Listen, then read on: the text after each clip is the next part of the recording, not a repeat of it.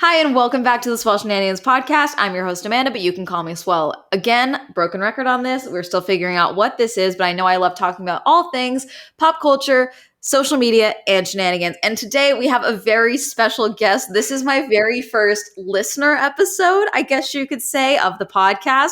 Not the first Amanda episode, but the very first listener episode, because my guest today is Amanda Hardman. And she was actually the very first listener to send in an audio message that we played, I believe, on episode 5 of this podcast, all about how birds aren't real. And so not only is she the first listener submission, but she's also the first listener guest. So this is your sign to start sending in more audio messages, listeners, so that you can have the chance to come on the podcast. So Amanda, hi, thank you for coming on. I am so honored, honestly. The minute I heard that you could submit submissions, I was sitting on my couch. It was 12 o'clock in the morning, and I thought, this is what I'm going to do. Yeah, that's great. So the reason I reached out to you is because I saw your TikToks, because you made TikToks about how you had started listening to the podcast and then you kind of went away from it for a little bit, which I understand. I get it. Life gets in the way. And then you got bored, so you started listening to it again. Love that. Love that for the legacy of this podcast. And that's how you found out that you had actually been like a whole segment of my episode with Mike from Mike and Oscar on the podcast, and we played your submission. We asked a bunch of questions. I may end up, actually, let's play your submission one more time, actually, just so we can talk about it, because you're still the only submission that I've ever gotten for audio submissions. We have email submissions. So I'm going to play it, and then we can discuss your audio message. Okay. Hi, Amanda. My name is also Amanda. For my shenanigan, this happened, it started about 3 years ago when I found out about the Birds Arent Real movement. I tweeted something like, Birds aren't real, the government's spying on you. Just make sure you know that information, because, you never know. And I put hashtag Birds Aren't Real on it. So someone must have been looking through the hashtag, trying to convince everyone that used it that they were indeed wrong and taking everything like super seriously. So he replied to my tweet and said, well, how do you think the peasants lived like way back when in like France when all they ate were birds? I said something along the lines of, yeah, they're just paid off by the government, weren't real. He didn't like that. And then 28 screenshots of conversation later, he's still trying to convince me that birds are indeed real and I am wrong. It turns out he has a PhD, which makes it so much funnier. And ever since, I've been going on with my birds aren't real propaganda, because we all know birds aren't real. They're not robots. So that's where I'm at. Okay, so for those of you not in the know, the Birds Aren't Real movement stems from I'm going to have to pull up his name later, and I'll put it in the show notes, but it's from a Vine, I want to say, that came out in 2016. Then it said that birds were all killed off in the 80s during the Reagan administration and were placed by robots to spy on the people. And so the birds work for the bourgeoisie. Birds are not real, basically, is the gist of the Vine. And from that, this one Vine, see, I think that's why TikTok will never be able to become as prolific as Vine has become, because nothing from TikTok has stuck around as much as certain Vine things that just randomly became popular. Like, Birds Aren't Real is a whole-on movement. There are marches talking about how birds aren't real. There is a van going around America right now that's trying to spread the gospel of birds aren't real. So you said about 3 years ago is when you became aware of birds aren't real. Yes, I can't remember why I found out. I think I saw like something on either Twitter or Instagram, because they were like posting all these propaganda videos of like them on the side of the street with the little cardboard signs. And I thought, oh my God, this is perfect. I love this. It's so silly. I vibe with it. We can't trust the birds anyways. They are super suspicious. So that's when I jumped on, and I have been spreading, as they call it, the feathered gospel ever since. Oh my God, that's amazing. Okay. Yeah, no, but I get your point about birds. They're everywhere. And the fact that there's different types of birds in different areas, suspicious to me. It's like, okay, so like we got the seagulls, which are basically like the bird bourgeoisie navy. They're just chilling over there, spying on all the ships coming in. We've got crows that, they give gifts and they're like basically bribing people to keep their secret, which I am suspicious of, frankly. Pigeons are everywhere and they steal your food. So I'm a little concerned that like the bourgeoisie is not feeding these pigeons because they're stealing people's foods. Oh, 100%. And like the birds, like the different breeds of birds, they have different, I guess, like roles and duties. So for example, vultures, they're cleaning birds, they're cleaning robots. Whereas like you got the pigeons, they're the spies, the chickens, they walk around, they got the ground on there. Cause I'm still kind of debating whether or not chickens are real. We're figuring that one out. But I mean, for the most part, bird meat is synthetic meat.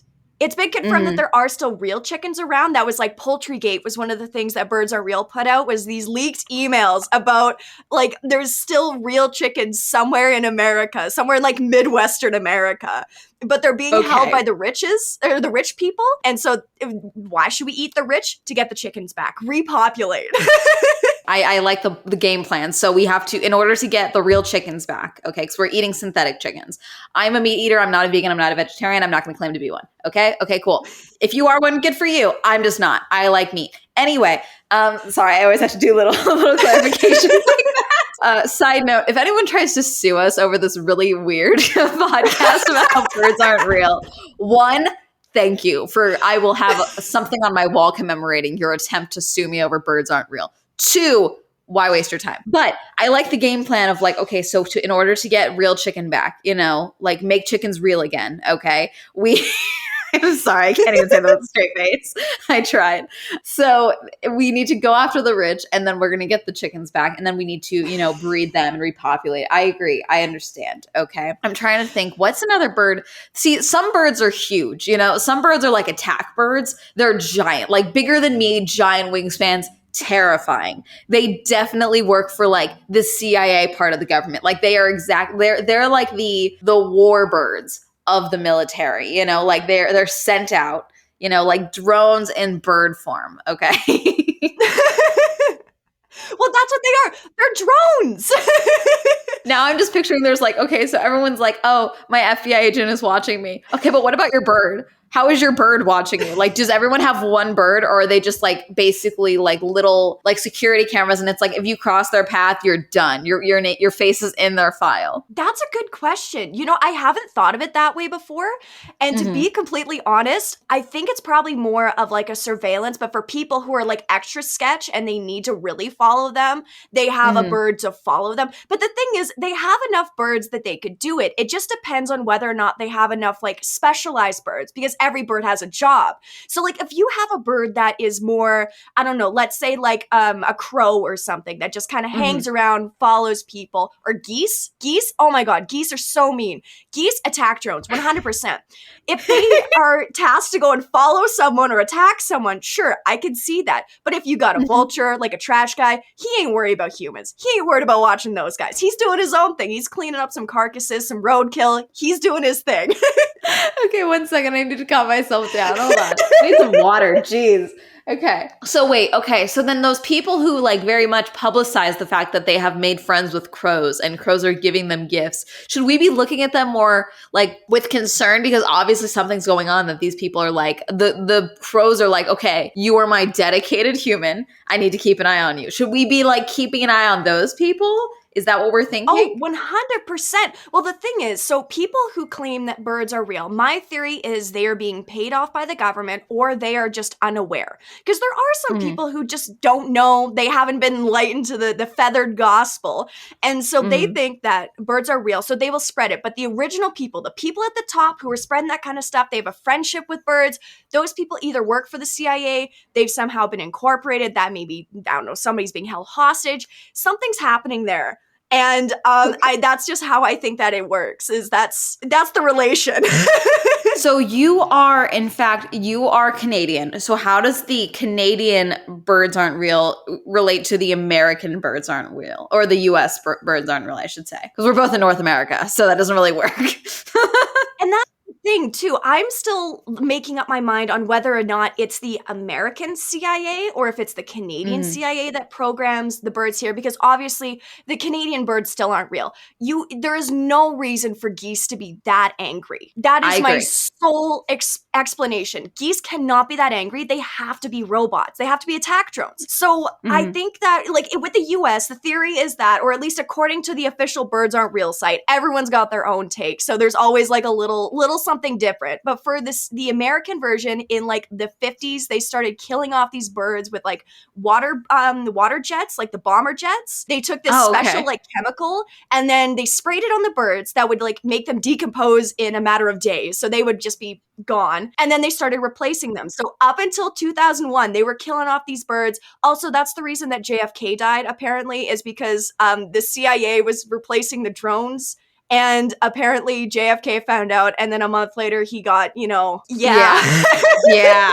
Okay, I'm hearing the logic. I'm hearing it. I can't wait for the angry emails about that one. But it's gonna be fun. We're gonna. That's the point of this podcast. We're talking about shenanigans, and that is a shenanigan. So no, but okay. So I hear what you're saying. Like basically, there are checks and balances in place. So do you think that like every level of your government, every level of our government is aware that the birds aren't real? Or do you think it's a specialized segment and only certain people have security clearance to really be aware of, one, the birds that aren't real, or the birds are all not real and all of that, or that they have even access to the surveillance files? Like, are we picturing like one giant warehouse with walls and walls of files of data and like, MOV files? Like, what are we picturing here? So they put the information in the mountains. That's supposedly what's happened, is they've hollowed out a bunch of mountains. Because that's my theory, is that they test these drones and they build these drones in national parks or like provincial state parks. Because who's going to know? There is so much land. How are they going to find out? They cannot know. So they hollow out these mountains and they make them into huge warehouse facilities. So that's where they store everything. That's where everything goes. But like in the States, it's alleged that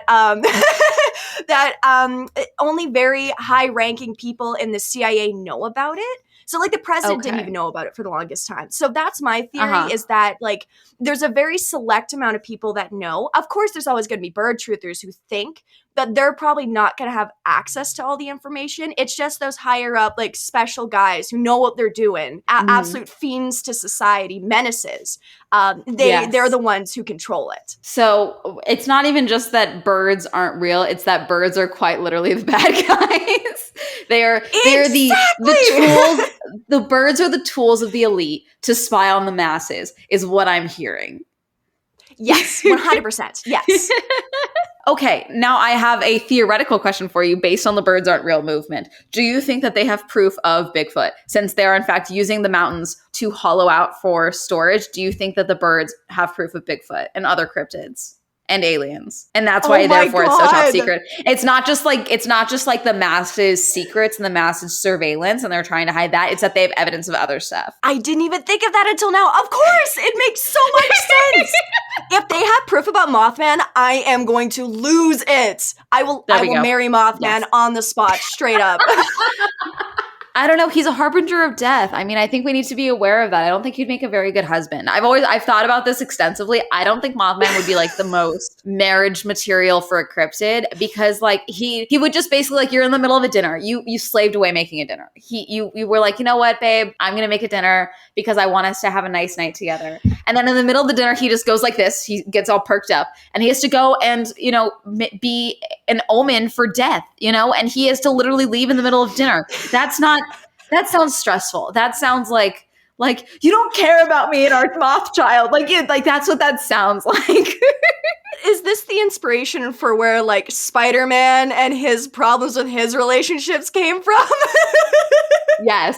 You've heard it here first. The inspiration for Spider-Man came from Mothman, and that's my new hill to die on, is that the Spider-Man inspiration. It makes sense because like they have to run past all of like the movies or whatever, past the Pentagon, like if it's dealing with the army. So it makes sense. Oh my god, the pieces are all coming together. The Pentagon also funds a lot of war movies. Like it's a really weird amount of money that gets spent on war movies from the Pentagon and things like that. So love that for the US. We're really doing great with our military budget. The 50% of my taxes going to them. Jeez. And the birds. Don't forget the birds. And the birds, yes. Too much of my taxes go to the military and the birds. Well, see, now that's an interesting question. What part of the taxpayers' money is going to funding the birds? That's the question. Based on the sheer number, my thinking as at least 5%. I would say so, because like, okay, so another little tidbit, speaking of like war and that kind of stuff, it's alleged, hypothesized that the Vietnam War was started to get more aluminum for the birds. that's why that happened. They had no good reason to start the war. They were just like, we need aluminum. We're gonna pop on in there and just take it. So I believe that, like, obviously it's coming out of the military budget. I don't think they're building rockets or nukes. They're building birds, and they're just using these I'm assuming CGI nukes just to say, like, look at what we're doing, wink, wink. But in the background, they're in the mountains building the birds, and they're attacking other places to go and get more metal. I'm just picturing them. Okay, sorry, this just popped into my head. I'm picturing them like, okay, on some military base where they're building nukes, they're just hoarding all their toilet paper rolls and then basically doing an arts and crafts to make like a prop nuke to just have. Oh my god. They're going to Michael's and Joann's and getting craft supplies. A bunch of dudes all in their like military uniforms going through Michael's with a little behind some old like quilter lady. Oh my god. Okay. So do we think, so I'm assuming at the start, they kind of slowly started like getting rid of all the birds. Like you mentioned, they use the high pressured water cannons or whatever to nuke the birds and make them decompose super fast. But I'm assuming they kind of did it in waves so no one would get suspicious. Because at the end of the day, in the 80s, tech was not nearly as good as it is now. So some of these birds were probably like super obvious, like super suspicious. Like I'm picturing like it's literally made out of like half drank smoothie bottle and then like a giant glowing red eye for a camera. Like that's what I'm assuming. So do we think that they slowly did it and then eventually they were like, okay, technology is up. We need to replace all the birds. Do we think there is a massive bird graveyard somewhere? And then also, are they timing their bird upgrades with the Apple iOS updates is the question. I didn't think about the iOS updates. I think that they definitely did like start off slowly and then keep going because they had to have proof of concept of like, is this going to work? Are people going to notice? And they're like, wow, people are really stupid and we are great at hiding things. We're just going to keep trucking. And so then they did. And then they just billions of dollars at the bird budget. So then they just decided we're going to start a war, get some more aluminum, make a bunch more. But I think they hide the dead birds. So either, well, not dead birds because they're robots. The decommissioned birds. The decommissioned birds. Yes. When the robot apocalypse comes, we'll just have a bunch of like one-eye glowing birds coming at us. And you know what? I've accepted my fate. It's fine. I'll die within the first 5 minutes. I will take that. They're either hiding in the mountains, like they've hauled out just like a mountain just for the birds, or they're hiding it in the ocean because we've only discovered 2% of the ocean. They're hiding something down there, and that's why I think turtles are also drones. You think turtles are drones as well, like deep sea drones? All turtles, because there's a variety of turtles. We have freshwater, we have seawater. What are we? Seawater, saltwater turtles. Wow. Do we think saltwater turtles or all turtles are drones? And then what about tortoises in relation to that? All turtles are drones. And my reasoning is because the government, like with the Canadian government, they've been super against like plastic straws, single-use plastics, but plastic straws just in general in society have been way more like, I don't know, villainized, I guess, compared to other single-use plastics because it kills the turtles. There's been so much press coverage about the straws, not about like forks, knives, that kind of stuff. Why the straws? Suspicious? It's because they made a huge design flaw in the turtles that when they get a straw down their throat, it gets stuck and they basically just, not necessarily like self-destruct, there's no explosions, but they just kind of shut off. They're done. They lose connectivity to the overall, like the circuit board, whatever it's called. I don't know why I'm doing this with my arm. Well, no, that's exactly it. They shut off, they're done, and because they're expensive, because they're huge, they got a lot of tech in there, it's expensive. Every time one of them dies, the government loses money, and we just simply cannot be having that. So they they decided, okay, we're going to get rid of plastic straws because they're killing off our turtles. Tortoises are cute, so I'm going to say they're fine. But everything else is a no-go. Turtles are cute too, but they're drones, so they can't be cute. Yes. You know what I mean? So are we thinking the Teenage Mutant Ninja Turtles in New York? Are they also drones? Or are they just like mutant freaks of nature? What are we thinking? Because they're totally real. I've decided. The Ninja Turtles are real. Same with Transformers. That's the hill I'm dying on, is I convince any man I meet that like, oh yeah, no, the Transformers are real. You know about that, right? That's literally my new go-to with parties. It's super fun. Not that I get. Oh my god, I'm stealing that. I'm so stealing that. I've done Birds Arent Real too many times. Yeah. You just got to be like, no, the government has a whole segment of killer robots and like fighting mecha robots. You didn't know about this? Not like Jaegers, but like Transformers. They have those. Those are real. The movies are biographies. You didn't know that? Yeah, I love doing that to people. Because I used to do that like someone was actually Captain America. Like Captain America was like a real person. Like around like the second and third movies of like the Marvel Cinematic Universe, like I could get away with that. Now I really can't. Too many people are like, you're an idiot. And it's like, okay, it's not fun anymore. The Transformers though, I think they're still niche enough. And despite the fact that they're like multi-million-dollar movies and all of that, like there's a certain niche adult content of that I can still get away with explaining that to people. Is like, no, this is real. But yeah, the Ninja Turtles, what are we thinking? I think that they are real. I think that they are an experiment done by the government gone wrong to try to fix the turtles, because like turtles obviously have some synthetic material.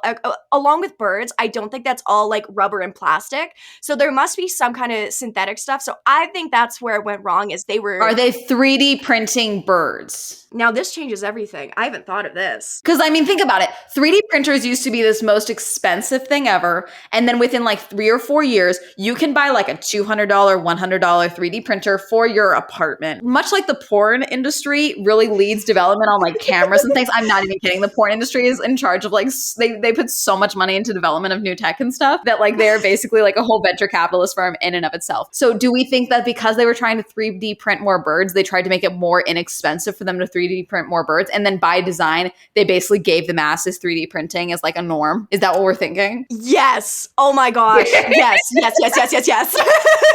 It makes so much sense now. See, when you think about it too much, the pieces start to come together and it just makes more and more sense. This is like a recovered memory, but like we're doing this in real time. We're writing the lore of the birds. This is what the government doesn't want you to do. Have conversations. This is what they don't want.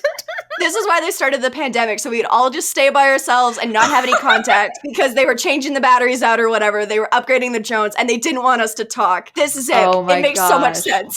That's why the US government was so bad at, committing to PPP distribution and all of that. It's because they were too busy trying to do a system upgrade on the birds. And that's why so many Americans got fucked over and died. And that's, okay, we're going to get off the pandemic topic, because I think that this will just spiral into a bad place. So then, okay, do you think the fish, like, I'm assuming fish, I'm going to go ahead and assume fish are real. I'm going to go ahead and make that assumption that fish are real. Do we think that actual other real animals in the animal kingdom are aware of the birds aren't real and that the turtles aren't real? What are we assuming with them? Because animals know. I mean, I think dolphins do. Dolphins do? I agree. Dolphins are smart. Like, they can, can they press buttons? I don't know if they can do that, but I feel like if you train them, they could. Like, with their nose or their fin, they could, like, slap a light switch on and off. I'm sure they could probably do more. Monkeys, I think so, because monkeys take down drones for fun in the wild and in various, like, zoo like habitats. If they see drones, like there are multiple footage of monkeys like literally taking out drones. So I think they know. I think they see a light. I think there's something that in the monkey's eyes that we cannot perceive. They're the evolved primates that are like, we're related to monkeys and all of that with humans, but like they're better than us because I just know that logically. I think they know that the birds aren't real. I think they know that. So then if the monkeys know, should we just get the monkeys to take out all of the birds? Should we just like set them loose from the zoos and then they can fix the bird problem, hypothetically? Rise of the Planet of the Apes, but then instead of humans, they go after the birds. I think that's, you know what? I think that's right. I think that's what we need to do. And we just need to be prepared for, the potential side effects of the monkeys being like, hey, we don't like that you guys, experimented on us and stuff. We're not a fan of that. And, that's just so some Americans, specifically Americans, are going to be, targeted. And I think that's just something we need to accept if we want true freedom from the bourgeoisie of the spies of birds. I think that's just what we need to accept. And so if we get killed by a Pong playing monkey, that's just the price we got to pay for freedom. Yes. Like, you made me learn sign language. And then like they attack us. Like, that's what I'm assuming with the monkey. I wonder if they could shoot a gun. They could shoot a gun. You know what? I'll get shot by a monkey. Honestly, that'd be pretty badass. I see, it would get me because I'd be like, are you holding a gun? Like, I'd be like, oh my God. And then I'd be dead. Like, a monkey would do that to me. I'd be like, holy guys, look at this monkey with a gun. And then I'd be dead. Oh my God, I would do that too. Okay. Oh my gosh. If someone listening to this is like, you know what, I agree, birds aren't real, where should they look first for more information? First of all, if you are that person, I would like to say, I salute you.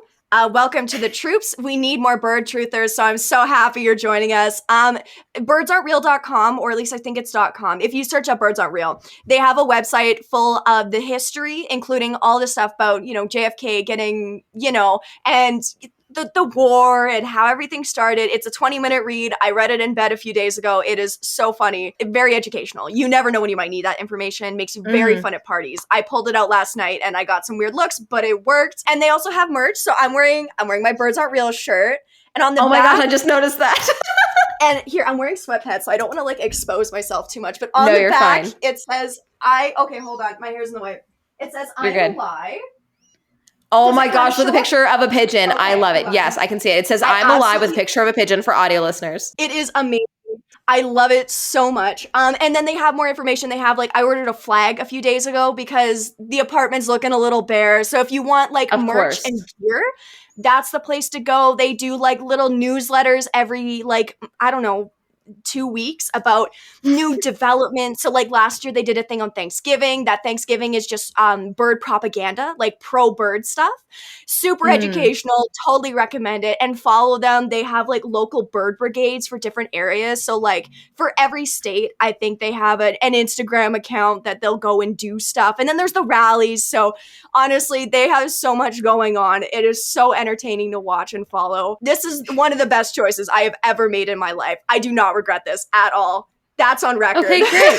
Okay, great. So Amanda's had the veil ripped. And so now that she knows that birds aren't real, she sees things more clearly. And I respect that. So moving on, we're going to take some time away from the Birds Aren't Real movement because I feel like we don't want to overwhelm the listener, with too much data. And we don't want to overwhelm them. We're messing with their perception of reality right now. So we're going to read a couple of the Swell Shenanigans submissions to the Swell Shenanigan email. I did not pre-read any of these.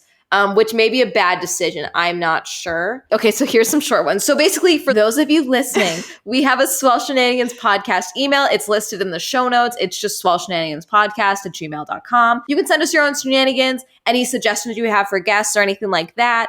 And then also what Amanda did there, if you go through Anchor, and I'll make sure this is easier to find because I feel like with Anchor, it's not automatically putting in the show notes anymore. So I got to figure out how to turn that back on. You can send in your voice memos if you would like to share your shenanigans via voice message. And then you can hear your voice on the podcast, which is super fun.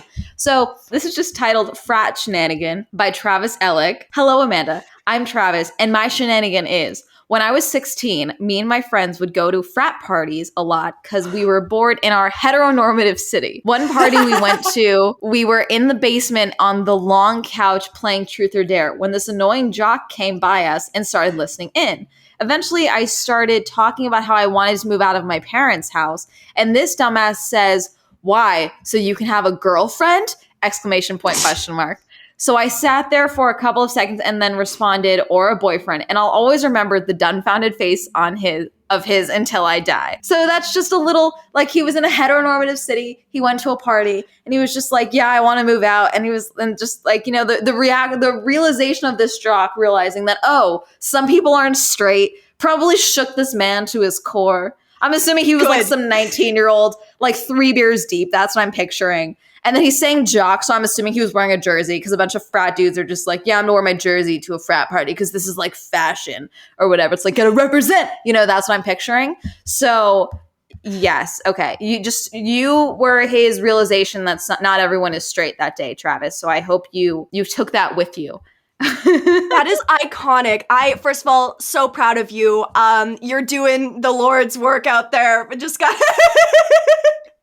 the anti, I guess, depends on how you look at. Never mind. Scratch that.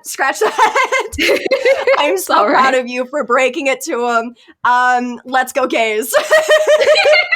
Be gay, do crime. That is the official Swell Entertainment Swell Shenanigans tagline. So this just says shenans for the title. This is from Katie. Katie Z, that's her email. So this one's a little longer. I've got a chaotic one for you.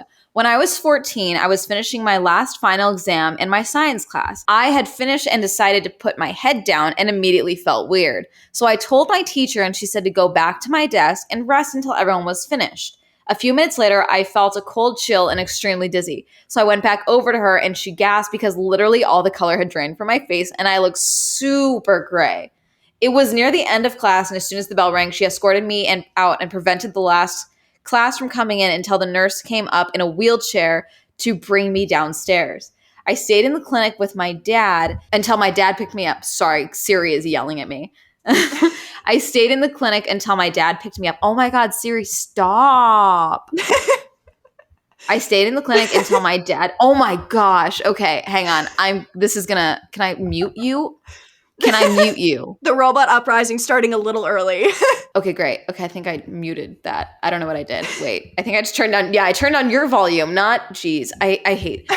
Okay, I'm not going to say their name because then it's going to turn back on again. Okay, I stayed in the clinic until my dad. Oh my God. Okay, clearly I can't say the sentence. Until my dad picked me up and went home to take a nap, which wasn't wise, TBH. A few hours later, I was in excruciating pain in my abdomen, and my dad drove me to urgent care to get checked out.